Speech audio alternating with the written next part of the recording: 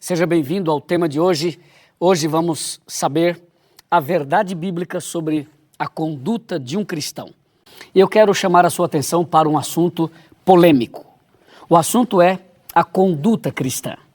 Primeira coisa que eu queria dizer para você: nenhuma pessoa, nenhum pastor, nenhum padre, nenhuma igreja pode ditar a sua conduta. As pessoas precisam respeitar umas às outras. Esse é um ponto. Segundo ponto, quando se fala em conduta cristã, quem vai dizer para você qual deve ser a conduta é o próprio Deus através da sua palavra. A palavra de Deus orienta justamente nesses mínimos detalhes e também nos grandes detalhes. O que a Bíblia fala sobre a conduta do cristão? O primeiro aspecto dessa conduta é o que está escrito aqui em Malaquias capítulo 3, versículo 18. Diz assim: então vereis outra vez a diferença entre o justo e o perverso, entre o que serve a Deus e o que não serve. Veja que esse texto já começa logo dizendo que tem que haver uma diferença entre quem tem Jesus no coração e quem não tem. Mas essa diferença não se trata apenas de uma diferença exterior. Sabe por quê? Veja por quê. Esse negócio da roupa, do cabelo, do sapato, não precisa ser cristão para mudar isso. Eu conheço muitas pessoas que não são cristãs e que se vestem com mais decência do que alguns cristãos. Esse negócio também de você mudar a sua alimentação, não precisa ser cristão para isso. Então é importante você entender o seguinte: a conduta cristã não é uma questão externa apenas, porque uma questão externa é muito fácil. Eu, por exemplo, posso dizer para você, use essa roupa, use essa calça, use essa saia, não coloque isso, não coloque aquilo. E isso é muito fácil, qualquer um pode mudar a conduta externa. É que a questão, o tema de hoje, ele não trata apenas do exterior, mas trata da essência. E a essência é o interior, a essência é o coração, a essência é a mente, a essência são os pensamentos, são os desejos, as vontades. E aí que eu queria tocar primeiramente, para que depois o exterior fizesse sentido, porque senão não faz nenhum sentido. Vejam um detalhe, por exemplo, a Bíblia em Gálatas capítulo 5, versos 22 e 23, nos dá o norte, nos dá a direção. Eu quero ler com você Gálatas capítulo 5, versículos 22 e 23.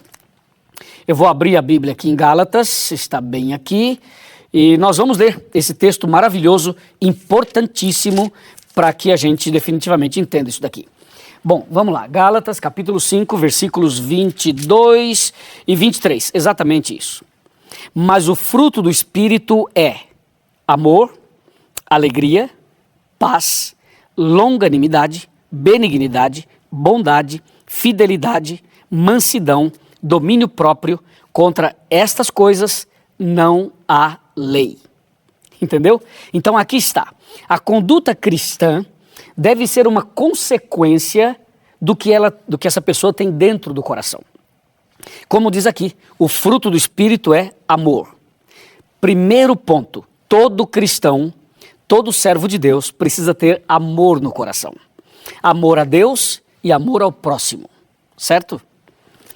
Quando a gente fala em amor a Deus e amor ao próximo, é importante entender que o que Deus mais espera dos seus filhos é justamente esse espírito manso, essa pessoa fiel, essa pessoa longânima, essa pessoa que tem paz no coração, uma pessoa alegre, uma pessoa feliz, alguém que é equilibrada, fala aqui temperança, o equilíbrio.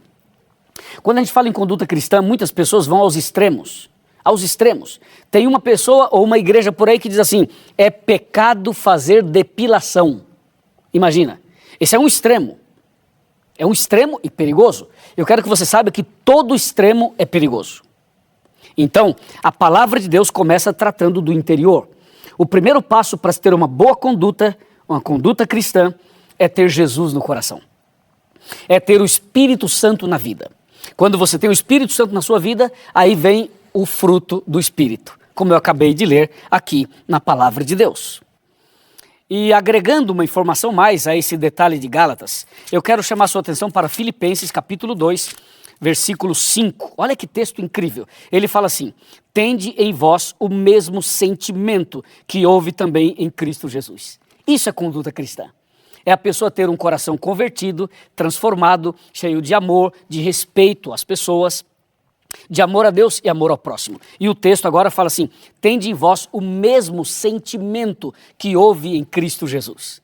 Então, se nós, você e eu, formos assim um seguidor ou seguidores de Jesus, se você imitar Jesus, se você andar nos passos de Jesus, você terá a melhor conduta cristã da vida, da história, que é o que diz a Bíblia Sagrada. Só que eu tenho que te mostrar um outro texto, e agora vem um aspecto mais profundo ainda, que é Filipenses 4, verso 8, que diz assim: finalmente, irmãos, tudo que é verdadeiro, tudo que é respeitável, tudo que é justo, tudo que é puro, tudo que é amável, tudo que é de boa fama, se há alguma virtude, se algum louvor existe, seja isso que ocupe o vosso pensamento. Então, esse texto, aí ele começa agora a ajustar o foco e ajustar as coisas, porque ele fala que o que deve ocupar o nosso pensamento, que a vida do cristão tem que estar pautada exatamente nessa lista, em tudo que é verdadeiro. Ou seja, não podemos estar envolvidos com a mentira, e sim com aquilo que é verdadeiro. Tudo que é de respeito, respeitável. Você percebeu? Tudo que é justo, que é puro, que é amável. Então a Bíblia, ela dá essa lista para mostrar o seguinte: nós cristãos devemos frequentar lugares que estejam de acordo com a lista de Filipenses 4:8. Ok? De acordo com a lista. Nós devemos somente nos relacionar com pessoas dentro desse princípio. Não significa que você tem que se relacionar só com pessoas cristãs, mas você, como cristão, deve ter esses princípios de Filipenses 4:8 para que a pessoa com quem você se relaciona seja tocada e influenciada positivamente através da sua conduta. Existem certos lugares que nós não frequentamos. Existem bebidas que nós não bebemos, existem comidas que a gente não come.